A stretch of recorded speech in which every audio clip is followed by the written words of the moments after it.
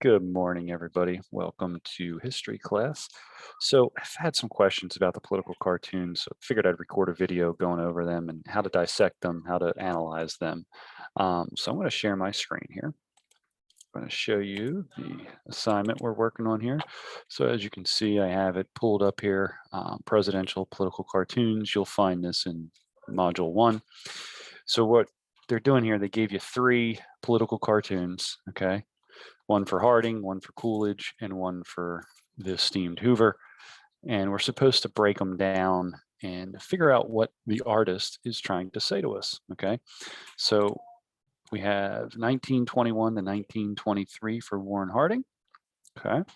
Now, what do the directions say? Let's go through that first. So background, let me expand it a little bit so we can read all of it, okay? So while political cartoons are intended to be funny, their primary purpose is to make a point about an important person or event. They try to be thought-provoking in a humorous way. Instructions. The following political cartoons were published during the 1920s and 1930s and depict the presidents who served during those decades. Presidents are always targets of political cartoons because it's one person first and foremost, and you can easily target one person. It's kind of hard to go at their big like groups of people, things like that. You'll see some. There are some pretty cool from back in the day too, attacking like big business and things like that. That was a common target, big business. But individuals are easier to like depict in a picture. Okay, but we'll see some other ideas. So our job here is to analyze the 3 cartoons below and explain the main point being made about the presidents depicted in each. Refer to the Harding and Coolidge lesson, which I have over here, all ready to go. Presidency lesson for information about the presidencies of Warren Harding, Calvin Coolidge, and Herbert Hoover. All right, so we scroll down here. Let's take a look at the first one here. So first thing I see real big, put up by the Penrose Canning Co. All right. So I'm going to actually go in to the lesson, Penrose Canning Co. So that must be like a business that put up by. What does that mean? Put up by, to me, that means that they were, maybe funded by the Penrose Canning Company. Maybe they contributed to Harding's campaign. Let's see if we can find it in the lesson. So I've already gone through and I hit the Control F function. So the Control Find while I'm in on this page. Okay. And then that pops up down here and I've typed in Penrose already. So I'm going to scroll through my lesson. I'm going to gut the book, see if I can find Penrose in my lesson at all. Nothing's highlighting. Okay. Okay, return to normalcy. We will read, I'm just looking real quick for Penrose. I don't think it's in here, but I figured it'd be good just to show you how we can quickly find a word we're looking for throughout the whole lesson. So still no highlights for Penrose. I'm still looking. Okay, they're talking about consumerism on this page, which is a big, big issue with the build up to the Great Depression. Debt, installment plans. Okay, yep, paying things on, taking out loans to buy stuff.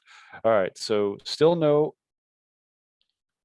hits on Penrose. I'm going to click through the tabs here just in case the tabs have Penrose, but no Penrose yet. But you can see here that the stock market is going up. Okay, people are buying stocks on margin. This is a big term here. We'll go over that in a little bit. Banks were built on paper. One of the things that happens when you take out loans from a bank, the bank doesn't actually have to have the full amount of money to loan you. So if my buddy needed $10 to go to get some gas to get home, I can give him $10. I can't give him $1 or vice versa, and for it to be equal. A bank, however, can have $1 in its vault and still give him 10 because it's backed by the Federal Reserve Bank. So it's called fractional reserve banking. The fractional reserve right now is $1 for every 10, and the bank can loan out 10 for every dollar they actually have. It's double bookkeeping accounting stuff that the Medicis came up with back in the day that allows them to do that. They can calculate basic assets versus liabilities. All of those things go into it, but the basics of it is bank needs $1 to be able to loan out 10. Okay, so this is how the banks were built on paper. Mountains of debt. I digress. Let me keep going here looking for Penrose. I don't see anything by the Penrose Company. So now we're getting into a big part of the 1920s and 30s. I like how they kind of just, I know you learned about Wilson in the last part, but they don't even mention a lot of that. Okay, so no, there's no Penrose Company. So I guess what I'm going to do now is I'm going to look up what is Penrose Canning Company, because I'm kind of interested as to find out why they're saying he was put up by the Penrose Company. So we'll dig a little deeper. I found the Wikipedia on Spencer Penrose. It's kind of a local connection. His father was in Philadelphia, and they started the Children's Hospital of Philadelphia. So if anybody's ever been to CHOP, known anybody who's been to CHOP, I've over the years, a lot of my friends, when they were having kids, if their kids had serious health issues, they've been to CHOP, and CHOP has saved lives, and personally friends of mine. So that's a pretty cool local connection for history. So this Penrose is the real one, I think, was Spencer Penrose, and he got into oring and mining and then milling the ores that he found. It talks about a copper company here. Doesn't say anything about a canning company, but probably somewhere along the lines in their big business conglomerate, they probably had a canning company involved with their mining and ore processing companies. So I wouldn't put it past them that maybe Spencer Penrose, connected to the Children's Hospital of Philadelphia, probably had a big company and they were funding Harding's campaign. Okay. And this artist knew about it. And so now let's go down to the thing down here. This one is important. This is the caption, the canned candidate in action. Okay. So the canned candidate, what is a canned candidate? A canned thing is just like something that it's basic, for lack of a better word to explain it. It's just you got your canned vegetables, you know what you're getting. That's all it is, okay? So you can see him here. He's got his sleeves rolled up. He's got his name on his sleeve, okay? That's kind of trying to say that he's connecting to the little guy, the working class, all right? Every president, when they're running for election, they're always trying to connect with the working class because that's where the majority of votes comes. So he's trying, he portrayed himself as this, and the political cartoonist is doing the same thing. This is Harding trying to give himself off as a working man's thing. But now let's zoom in on some of these words on the cans, because this is key. All right. So now you're starting to see put up by the Penrose Canning Company, Wall Street first. Okay. The rich. All right. The investing class, the people who are taking advantage of that mountain of debt. Okay. The banks who are creating money out of nothing at this time. The old guard first. The old guard would be considered like the old money. Okay. The Rockefellers, the Morgans, all of those guys. Safety first. Okay. This one is kind of funny. I'll be honest, I really don't know what they're talking about here with the safety first, but that'd be something to look into. And then America first down here. So this is probably what Harding is always trying to say, America first. The canned candidate in action. So basically, he's a basic guy, and you can see where all of these things he's being influenced by, and he's put up by this canning company. So they're supporting him. He's basically in the cans, and they're using him as their way of making more money. So I think that's what the political cartoonist is saying. Everybody can have their own interpretation. I think the main thing is here is to kind of understand the backstory. And that's the hard part for young people, because I've studied a lot about the Great Depression. I've understand a little bit more about it. You guys are just really starting to get into the content of it. And it requires a lot of reading to kind of know all the little things of this. But if you can work on this, the canned candidate in action, and then look for the big things, and then you want to zoom in and kind of find the small things, and that will give you the details of what you're trying to do. So give it an attempt.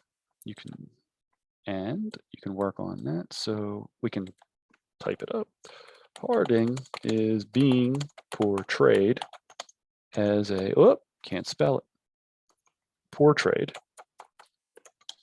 as a president that is controlled by the Wall Street bankers and is a predictable, because the canned thing is predictable. I think that's a better word to describe a canned person. Like if I was just a canned teacher, that'd be predictable. You know, I'm just going to be teaching from the textbook, things like that. Okay. So let me zoom back out of here so I can see it better. Okay, Wall Street. And why is that? Yeah, break it up. And is a predictable as a president that is controlled by the Wall Street bankers and is a predictable candidate. Of course, I can't spell it today, but there you go. So that would be a quick analysis of Harding. You can put some more details. He wants to be thought of as a president for the working class. That is represented by his sleeves rolled up and working the America First can. All right. So you can add a little bit more detail to it, what you're picking out, but that's probably the best way to do it. And honestly, these aren't easy. A lot of the history behind it, like I said, you're getting the bare minimum content with these lessons. There's a lot that goes on behind the scenes here, but definitely pay attention to the caption, all the big words, and then zoom in on the small words. So for this one down here, you can see there's words on the hats. Okay, so you might want to zoom in on that and other things here. And then down here for Hoover, again, if you zoom in on some different aspects here, like there's something there that says salt but nations needs. All right, so just you can check those out, zoom in. And if you have any more questions, any more concerns, always I'm here for you in Zoom. We can talk about it one-on-one, but hopefully that helps, and good luck with that, guys.